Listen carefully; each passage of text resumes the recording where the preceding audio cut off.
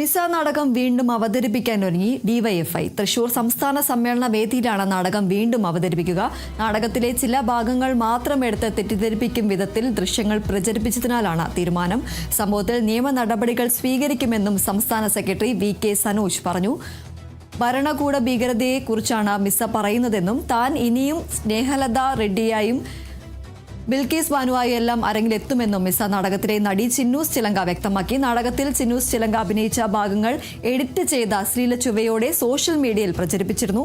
കോഴിക്കോട് ചിലങ്ക floating തിയേറ്ററാണ് DYFI സമ്മേളനത്തിന്റെ പ്രദർശന വേദിയിൽ മിസ അവതരിപ്പിച്ചത്.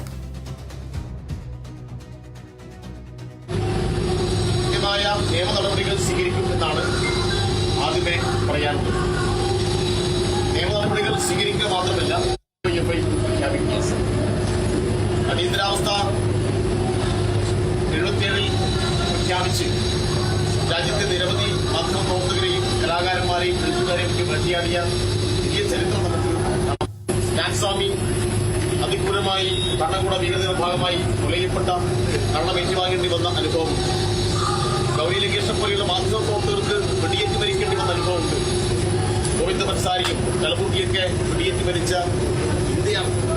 അപ്പൊ വർത്തമാന ഇന്ത്യയുടെ അനുഭവങ്ങൾ കൂടി വിവരിക്കുന്ന, അതിലേക്ക് കൂടി രാഷ്ട്രീയ ഉള്ളത്തോട് പ്രവേശിക്കുന്ന ഒരു നാടകത്തെ തികച്ചും അങ്ങേയറ്റം ഹീനമായ നിലയിൽ വ്യാഖ്യാനിച്ച് ഡിവൈഎഫ്ഐക്ക് നേരെ നടത്തിക്കൊണ്ടിരിക്കുന്ന പ്രചരണം അതിലേക്ക് വേണം എന്നുകൂടി ഞങ്ങൾ ആവശ്യപ്പെടുന്നു.